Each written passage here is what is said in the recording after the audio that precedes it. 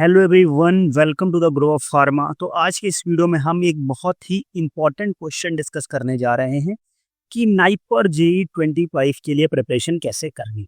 GPAT 2025 का exam हो गया, उसका हमने मेमोरी बेस्ड क्वेश्चन डिस्कशन कर लिया, कट ऑफ की भी वीडियो हमने बता दी।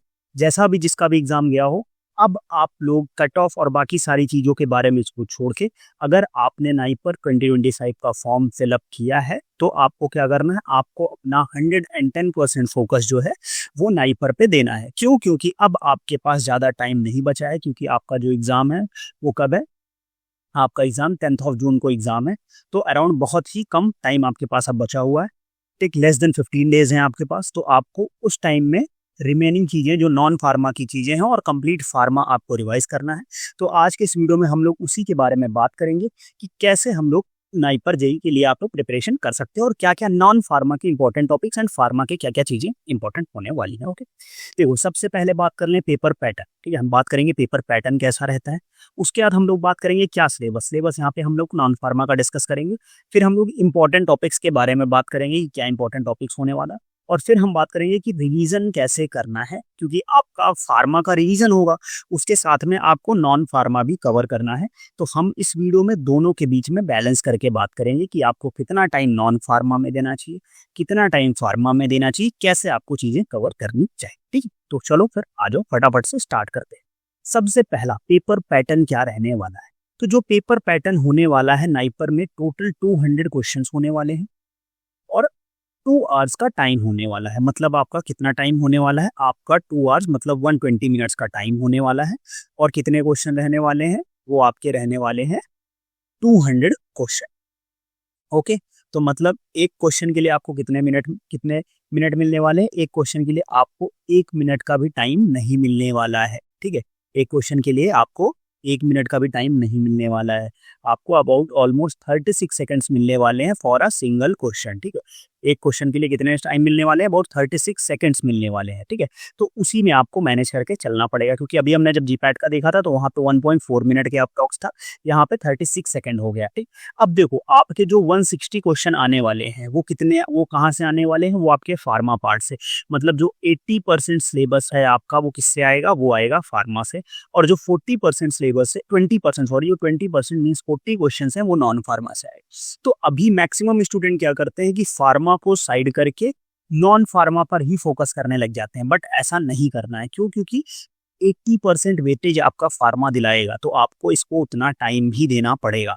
क्यों? क्योंकि आपने जीपैड कर लिया है, आपने एक बार फुल सिलेबस रिवीजन कर लिया है, अब जितना टाइम बचा है उसमें आपको फिर से रिवाइज करना है। और 20% मतलब 40 क्वेश्चन जो है नॉन फार्मा, लास्ट ईयर ये क्वेश्चन 50 था, बट अभी ये कितना हो गया, ये हो गया आपका 40 क्वेश्चन हो गया। ठीक है, अब आगे बढ़ते हैं हम लोग।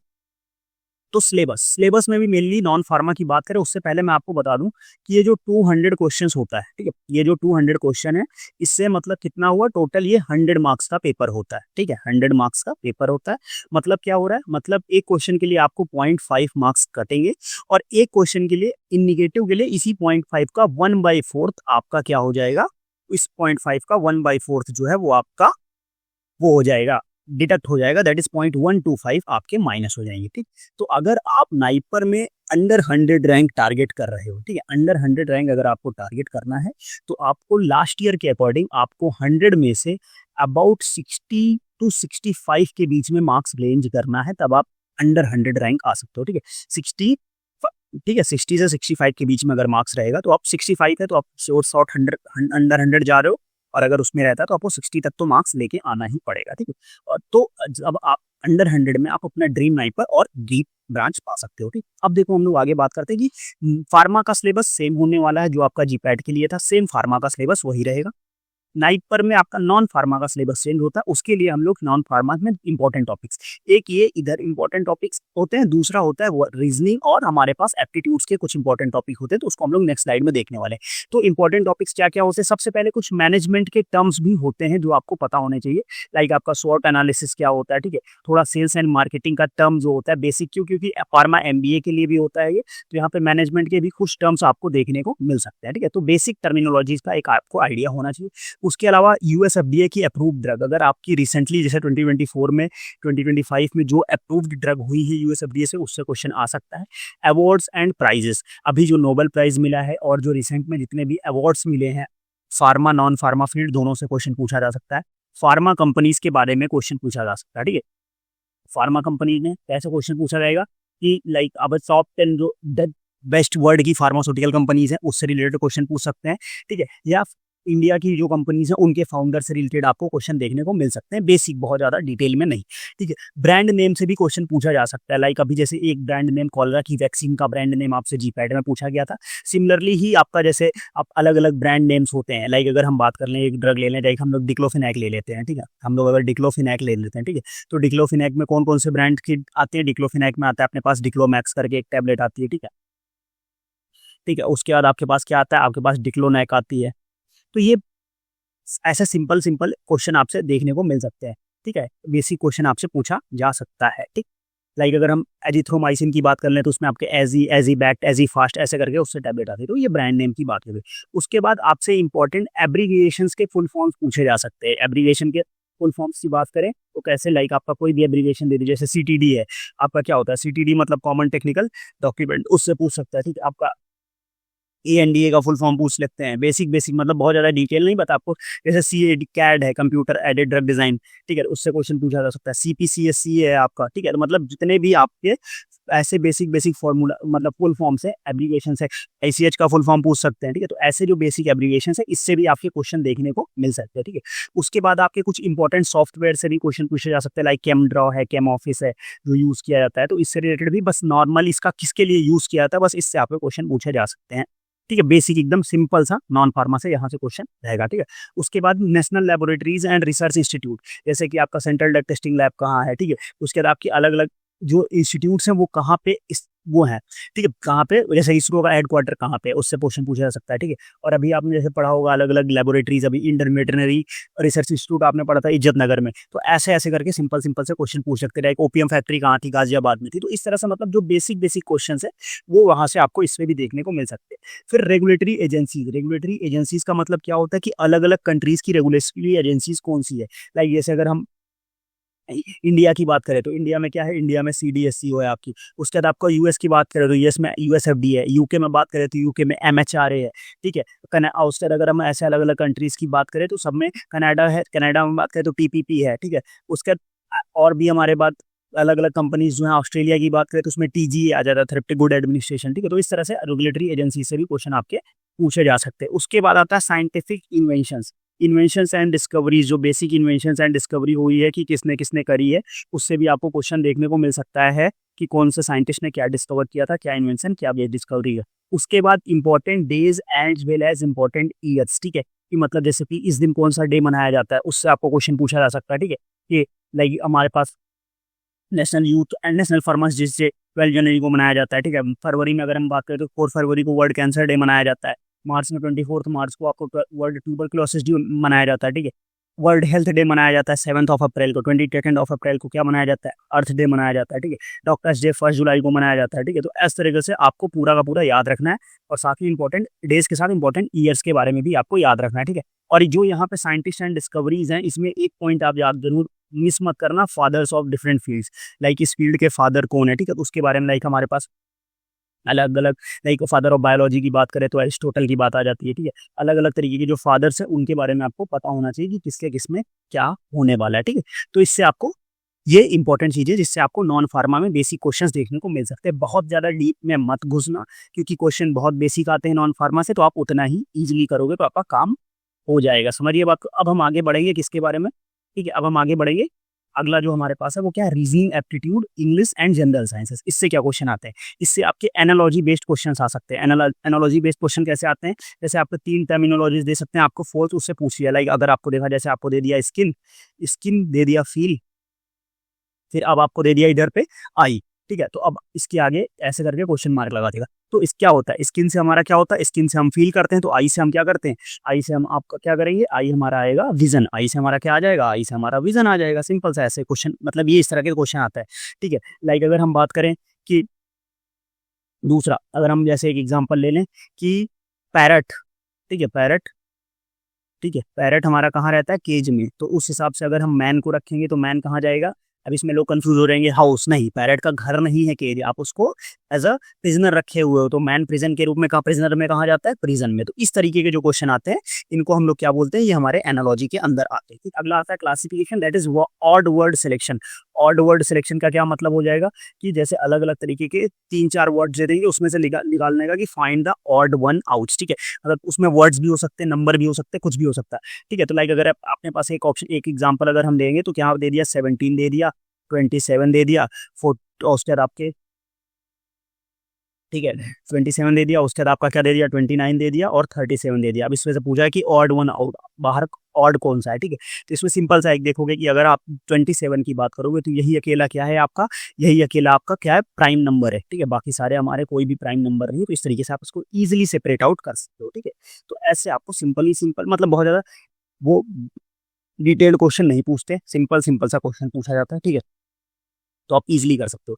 ठीक है, अगर हम इसको एक बार वर्ड के उसमें एग्जांपल लें, ठीक है, तो लाइक अगर आपका ऑप्शन दे देता है लाइक पेंटर हो गया, ठीक है, दूसरा क्वेश्चन दे दिया कैनवास, थर्ड वन आपका दे देगा ब्रश और फोर्थ वन आपका दे देगा कलर। ठीक है, तो अब देखो ये चारों एक ही फील्ड से रिलेटेड चीजें हैं, बट इसमें भी ऑड चीजें निकालनी है। कैसे निकालोगे, तो इसमें देखो कैनवस, ब्रश, कलर, ये तीनों चीजें क्या है, ये एज अ इक्विपमेंट यूज होते हैं जो हमारे किसमें लिए, पेंटिंग के लिए।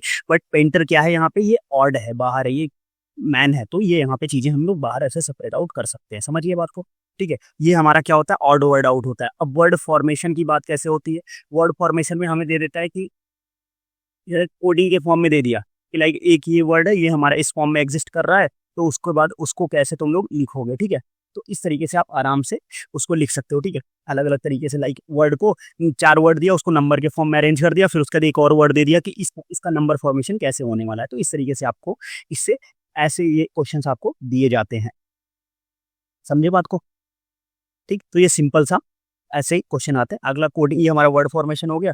अब आता है हमारे पास जो नेक्स्ट एक टॉपिक है, क्या है, कोडिंग डिकोडिंग। कोडिंग डिकोडिंग का क्या मतलब होता है, कोडिंग डिकोडिंग का मतलब जैसे क्वेश्चन दे देता है कि जैसे हमारा 3, 4, 5, 6 को हम लोग कोड कर दिया किससे, रोप के नाम से। ठीक है, उसके बाद हमारा एक आता है 1, 5, 5, 4, 6, इसको हमने कोड कर दिया किसके, एप्पल के नाम से। ठीक है, अब अपने पास पूछा है कि हमारा जो 5, 4, 6, 1, 3 है, इसको हम लोग कैसे कोड करेंगे, तो इससे आपको पता निकालना पड़ेगा। ठीक है, तो अब देखो इसको हम लोग कोड करने के लिए कैसे निकालोगे ये, अब जैसे 3, 4, 5, 6 को हमने किससे कोड किया है, इससे नाम कैसे है। तो अब यहाँ पे देखो, तो यहाँ पे 5 दिया है, 5 को किससे आया है, 5 पी आया है, यहाँ भी पी आया है, तो पहले क्या आ जाएगा, पी आ जाएगा। ठीक है, यहाँ पे पी आया था और यहाँ भी क्या आ जाएगा, यहाँ भी 5 के नाम पे क्या आ जाएगा, पी आ जाएगा। उसके बाद आएगा 4 पे यहाँ पे क्या था, ओ था। ठीक है, और यहाँ पे सॉरी यहाँ पे मैंने क्या लिख दिया, ये एप्पल होगा ना। ठीक है, तो ये यहाँ पे हमारा क्या हो जाएगा, ठीक, 5, 4, 4, 6, ठीक है, एप्पल हो गया।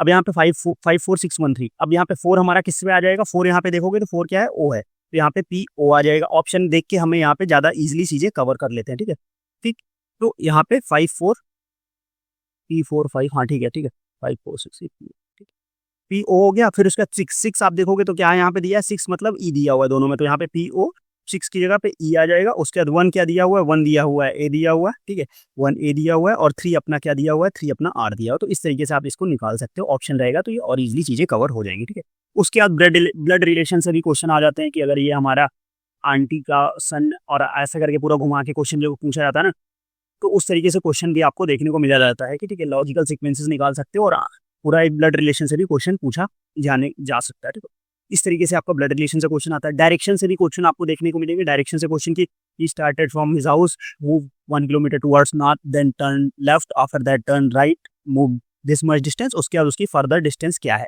ठीक है, तो इस तरीके से डायरेक्शन से question. And at the end vocabulary में आपको सिनोनिम्स एंड एंटोनिम्स से क्वेश्चन देखने को मिलेंगे। आपको सिनोनिम्स और एंटोनिम्स के क्वेश्चन आपको मिलेंगे। ठीक है, तो ये बेसिक चीजें हैं जिससे कि आपका नॉन फार्मा के 40 क्वेश्चंस आने वाले हैं। ठीक है, और ये मैं आपको बता रहा हूँ कि इसके लिए आप अगर सिंपल सा थोड़ी भी चीजें अच्छे से कर लेते हो ना, तो ये क्वेश्चन बहुत इजी रहता है, बहुत ज्यादा स्ट्रेसफुल इसके लिए नहीं रहना है। बहुत सिंपल क्वेश्चन आते हैं, इजिली आप आराम से इसमें 35 प्लस क्वेश्चन करेक्ट कर सकते हो और ये आपकी रैंक को बूस्ट कर देगा। ठीक है, अब रिवीजन कैसे करना है। ठीक है, अब यहाँ पे क्वेश्चन आता है कि रिवीजन कैसे करना है। ठीक है। तो रिवीजन सबसे पहले मैं आपको कहूंगा कि आपका जितना टाइम है केवल आपको नॉन फार्मा पे नहीं देना है, ठीक है। आपको नॉन फार्मा पे नहीं देना। आप अपना शेड्यूल इस तरीके से फॉर्म करो कि आपका जो फार्मा है वो ये भी जो जैसे अभी आपके पास आज मैं जो वीडियो अपलोड कर रहा हूँ तो ये 27 है, ठीक है। 27 आपका पेपर 9 को है, तो मैं अज्यूम करता हूँ कि टोटल 12 डेज है। तो आपको ऐसा अपना टाइम टेबल फॉर्म करना है कि पहले जो 9 डेज हैं उसमें आपका फार्मा एक बार कंप्लीट रिवीजन हो जाए नॉन फार्मा पढ़ते हुए, उसके बाद उसमें और नॉन फार्मा कवर हो जाए, ऐसे आपको अपना प्लान करना है। फिर जो रिमेनिंग 3 डेज बच रहे हैं उसमें आपको फार्मा का एक बार दोबारा रिवीजन करना है और आपको क्या करना है, आपको नॉन फार्मा के भी रिवीजन उसमें से करने हैं, ठीक है। इस तरीके से आप कर सकते हो। आपको अगर अभी भी फार्मा में दिक्कत हो रही है तो मैंने जो वन शॉट वीडियोस डाले हैं, कल मैं पेपर एनालिसिस करा रहा था तो अबाउट 100 क्वेश्चंस मैंने कराए थे, जिसमें जो मेरा फार्माकोलॉजी का वन शॉट वीडियो था अबाउट 5 आवर्स का, 11 टू 12 क्वेश्चन एग्जैक्ट फार्माकोलॉजी के उसमें से थे।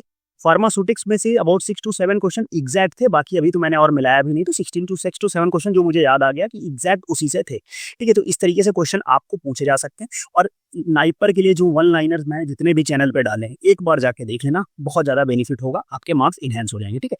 इस तरीके से आपको रिवीजन करना है, आपको अपना टाइम ऐसे डिवाइड करना है, फार्मा एंड नॉन फार्मा दोनों पढ़ना है, केवल फार्मा पे फोकस नहीं करना है। और आप अपना इफिशियंटली रिवीजन कैसे कर सकते हो, आपके अगर माइंड मैप्स जो आपने बनाए हैं, शॉर्ट नोट्स, टेबल्स, चार्ट्स, और अगर आपके पास डाइजेस्टर्स हैं तो आप उससे कर सकते हो, और फ्लैश कार्ड्स, इस सारी चीज़ें से आप इजीली रिवीजन कर सकते हो। तो आपको फार्मा एंड नॉन फार्मा दोनों करना है, ठीक है। अब अगर आपको नॉन फार्मा के लिए कंटेंट चाहिए तो मैं प्लान कर रहा हूं कि एक नॉन फार्मा पे जितने टॉपिक्स मैंने आपको बताए हैं इससे रिलेटेड एक सीरीज करा दूं, और साथ में नाइपर की अगर आपके को प्रीवियस ईयर क्वेश्चन सॉल्यूशन चाहिए topic by topic, subject by subject, तो टॉपिक तो बाय टॉपिक कराने का तो टाइम नहीं है, सब्जेक्ट बाय सब्जेक्ट मैं वन शॉट करा सकता हूँ कि एक बार में एक सब्जेक्ट का पूरा नाइपर का पीवाईक्यू करा दूं।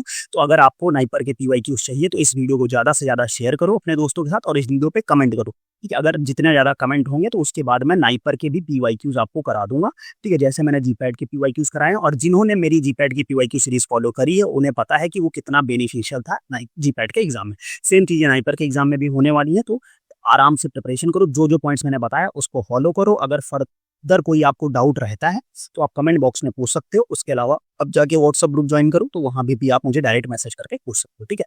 फिर आज का वीडियो हम लोग यही एंड करते हैं, मिलते हैं नेक्स्ट वीडियो में, तब तक के लिए ऑल द बेस्ट।